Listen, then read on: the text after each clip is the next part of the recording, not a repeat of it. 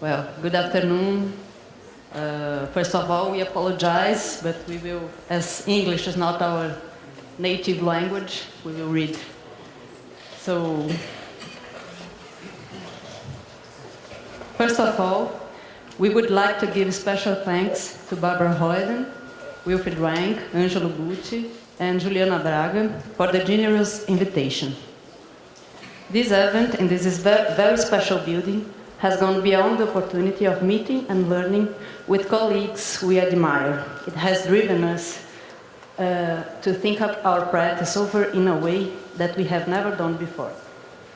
Therefore, it's a very important moment for us, both personally and professionally, especially for me, the only one of us who graduated at FAU USP, what has transformed me beyond architecture.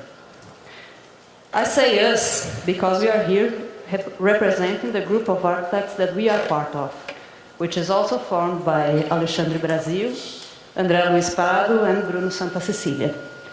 We are based in Belo Horizonte, the capital of the state of Minas Gerais, a region that has a very specific geographical and topographical condition that directly influences our work.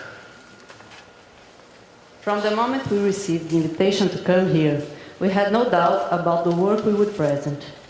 The invitation arrived just after a visit of Barbara Hoyden and a group of students from the University of Texas in Austin to Belo Horizonte, which occurred last year. At that time, the group visited Inhotim,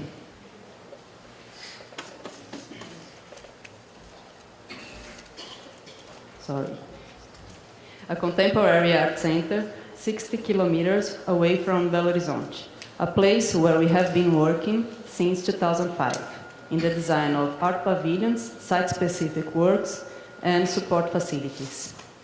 So instead of discussing what we would present here, we started to discuss why this group of works justified our presence at Latitudes.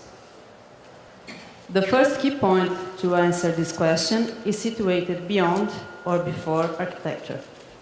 It is the relevance of the institution. In Brazil, unfortunately, it's completely unusual to invest private fortunes in the creation and maintenance of institutions of public interest. Inhotim is an impressive exception in this context. Originally a private collection of modern art of mining entrepreneur Bernardo Paz, Inhotim was born under the influence of Brazilian artists Cildo Meirelles, Tunga, and Miguel Rio Branco, who opened Bernardo's mind towards contemporary art. To house these first contemporary works of his collection, he built some pavilions in his farm, in Brumadinho, located in a place called Inhotim. Later chosen as the name of the institute, it was open to public in 2006. Since then, the museum, which integrates a botanical garden that had contributions from half a dozen landscape designers after an initial proposition by Roberto Burle Marx, significantly increased its presence in the Brazilian and international art scenario, due to the work of the group of curators, which is formed by Johan Vos, Rodrigo Moura, Alan Schwartzman, Julia Rebouças, and more recently, Inhotim's new art director, Andy Ju.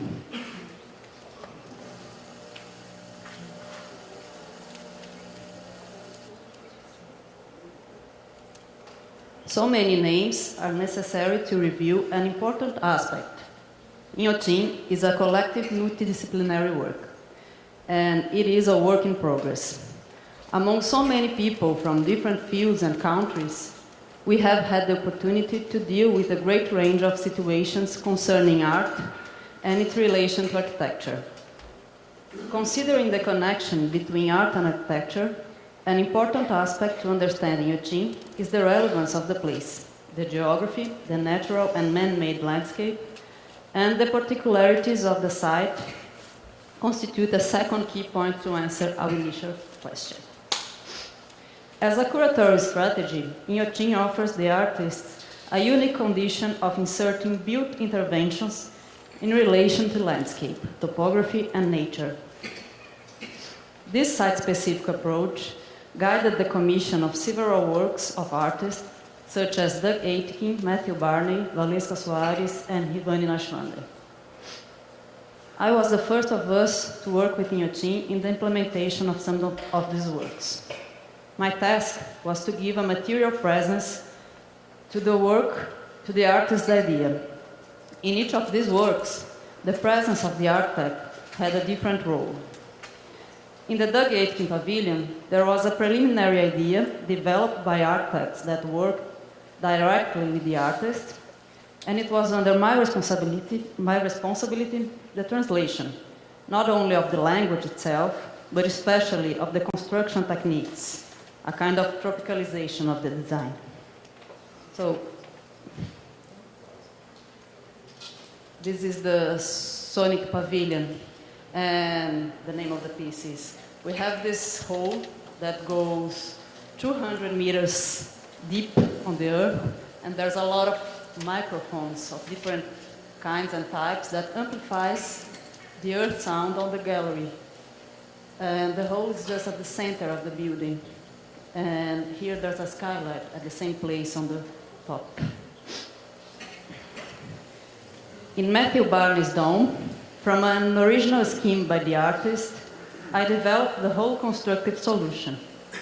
A complex and almost handmade geodesic structure that in other countries could be a standard industrialized piece. So this piece houses a tractor.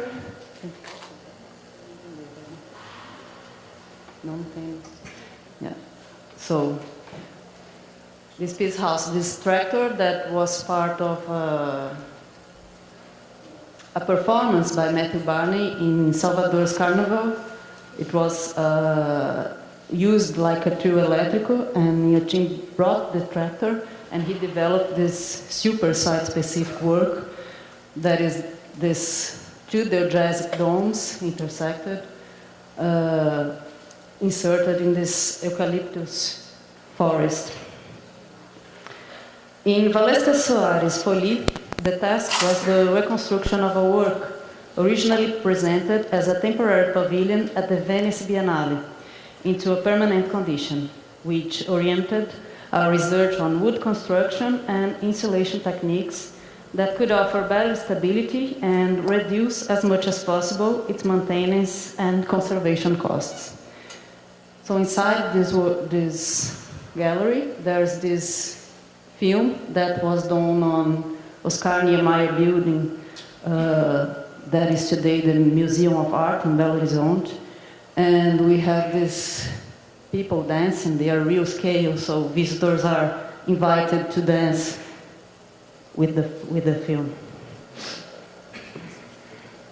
More recently, Andrea and I worked with Hivani Nashwander and two colleagues, architects Mariana Brandão and Carlos Henrique Bicalho, specialists in architectural restoration, in the intervention of an old little house dating back to 1874, the oldest construction of the farm from which Inhotim originated, to receive the work Continent Cloud. I had already worked with the artist in the definition of the construction information of this work for previous exhibitions in the Mercosur Biennale and in the British Stephen Friedman Gallery. So this work is actually this ceiling. There is a translucent ceiling which brings these small styrofoam balls and a lot of fans on the top. So they do this design. It's like cloud, or as the grid suggests, continents. All of these situations have in common the presence of the architect as a support or a consultant for the artist's work. All of these works of art have in common an effort of interaction with pre-existing situations, the soil and landscape, the forest, the gardens, and an old house. What can be seen as a very specific condition of Inhotim as a place is its potentiality to inform the interventions of both art and architecture, and, on the other hand, the different ways these interventions activate the place as the new natural realm. This site-specific condition was highlighted in a recent exhibition called White Cube, Green Maze, New Art Landscape, curated by Raymond Ryan and presented in the Heinz Architecture Center of the Carnegie Museum of Art in Pittsburgh and in Yale. This exhibition presents 6 art sites in different countries that connect art, landscape, and architecture. Talking about the 6 art sites that go beyond the white cube, Brian O'Doherty wrote, "Nature, that ravished survivor of our depredations, is restored, cultivated, put to work.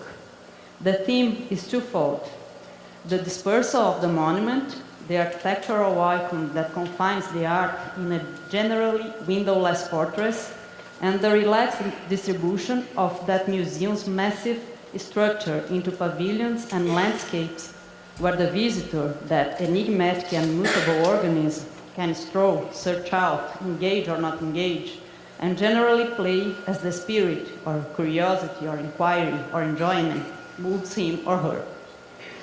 This quotation of Mr. O'Doherty clearly explains the idea behind Inhotim.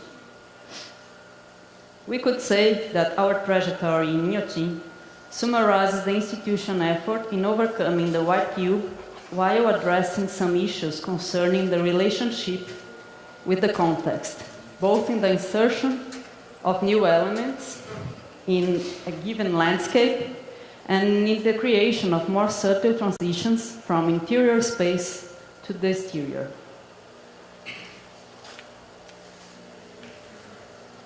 The first pavilion for a single specific work designed by one of us is in Inhotim. It was the Doris Salcedo Gallery, designed by me and the Colombian architect Carlos Granada, who collaborates directly with the artist.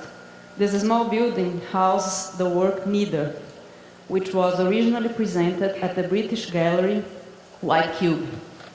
As the work is directly related to the spatial conditions of the place, the pavilion in Inhotim reproduces its dimension and proportions. A shift in the entrance path articulates in a subtle way the abstract white interior of the gallery with the route that goes uphill. An interesting aspect of this building is the fact that the entire interior space is the work of art, eliminating the usual figure-ground relationship present in most exhibition spaces, generally understood as neutral supports of the artwork. This strategy in the Doris Salcedo Gallery blurs the limits between art and architecture. It also reveals how much some contemporary artworks are contaminated by architectural concepts, materials, and techniques. The opening of the exhibition of 2008, when this pavilion and the Adriana Varejão Gallery, designed by Rodrigo Cervinha Lopes, were open to public, represented an important shift in the curatorial approach, with the introduction of architecture as a fundamental characteristic of the museum, in direct connection to art and nature to reinforce the idea of the place. Until that moment, I worked at the institution as a hired architect. At that time, Inhotim was an unknown institution, recently opened to public, and it started to improve its infrastructure to receive visitors. The increasing presence of groups of students combined with the development of an educational program brought the necessity of the construction of a building that could adequately house these activities. Due to the larger scale of the building, the design of the educational center, later named after Burle Marx, became the first commission of our studio in Inhotim, shared by me and Alexandre. A site close to the main entrance was suggested by the curators. Located at the edge of a marsh, it presented a great possibility to be converted in a lake integrated to the sequence of artificial lakes that define the main original garden of the property. The location and its pre-existing conditions the water, the green enclosure, and particularly the topographic situation in the lower part of a valley, informing that the building would be seen from above, oriented the design strategy. Partly on the ground, partly over the lake, the building redesigns the original topography to create subtle difference of level that organize a reception space and a cafeteria, and also accommodates an auditorium. Over the lake, 2 pavilions with large glass surface allow a greater visual integration with the surroundings, housing the library and workshops. The transparency and the strategic location of the building, half level below the surrounding path that defines its main entrance, contributes to reduce its built presence.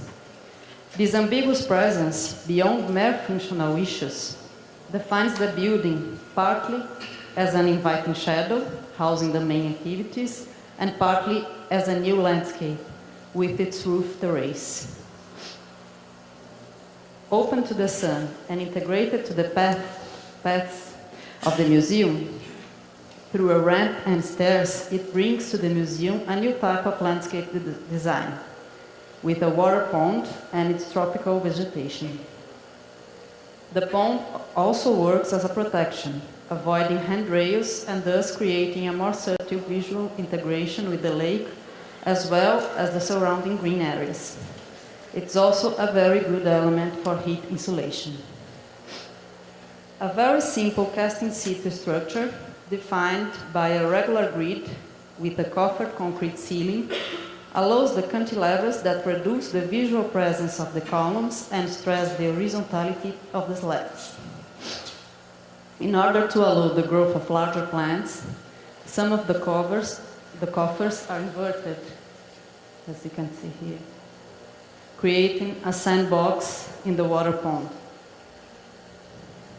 The choice of the materials from a very reduced palette aims at reinforcing the subtle presence of the building as a support that is undoubtedly connected to the surrounding landscape. The exposed concrete in the structure eliminates finishing and reduces maintenance. The cobblestone paving, known as Portuguese stone, that runs through both exterior and interior spaces, reinforces the open character of the building, intentionally blurring the limits between interior and exterior.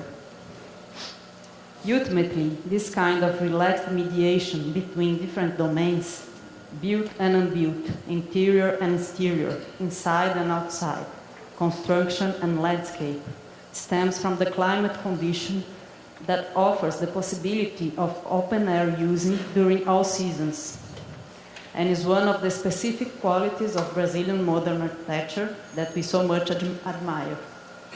These qualities can be seen here in FAU USP in a remarkable way, as Camilo said today earlier. After the completion of the building, the curators, in a very sensitive choice, decided to integrate the pond, the work Narcissus Garden by Yayoi Kusama.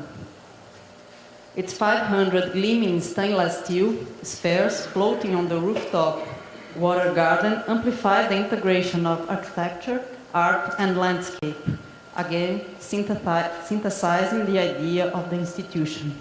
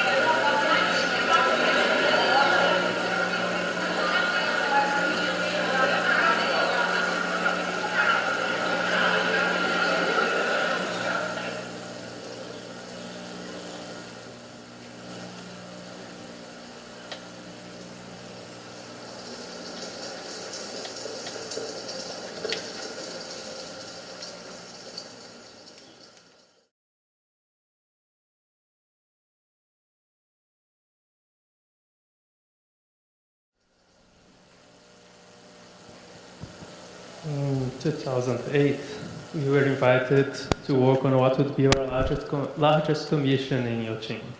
The institution, recognizing its growing relevance in the contemporary art scenario, decided to plan a larger building that could present groups of exhibitions.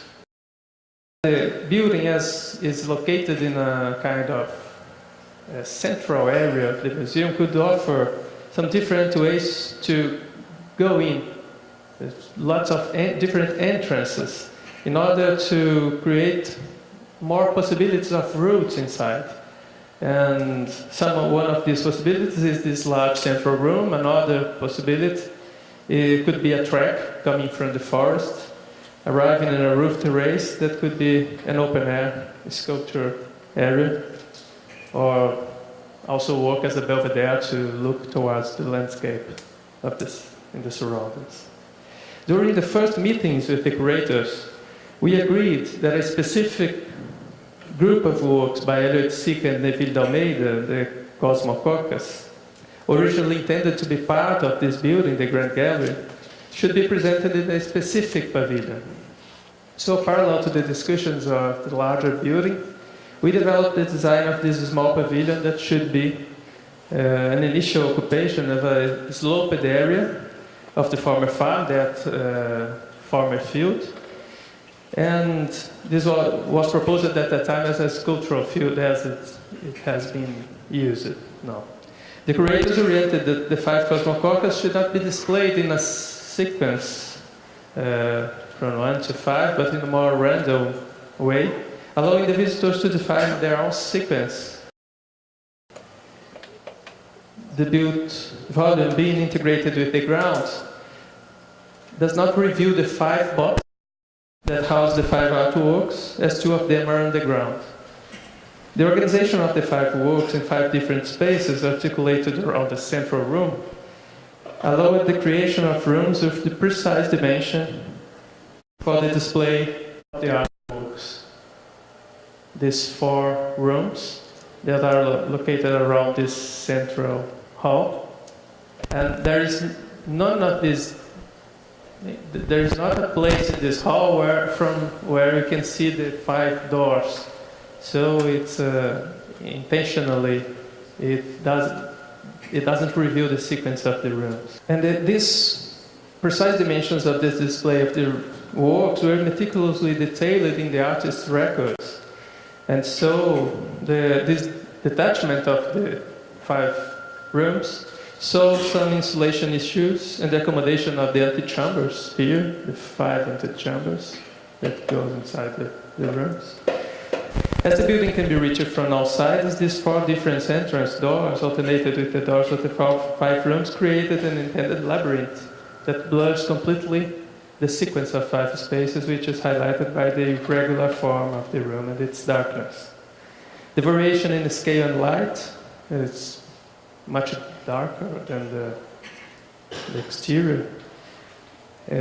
Explores the contrast with the interior spaces of the 5 rooms where light, sound, material, and texture propose a synesthetic experience of the artwork. The material chosen for interior as well exterior walls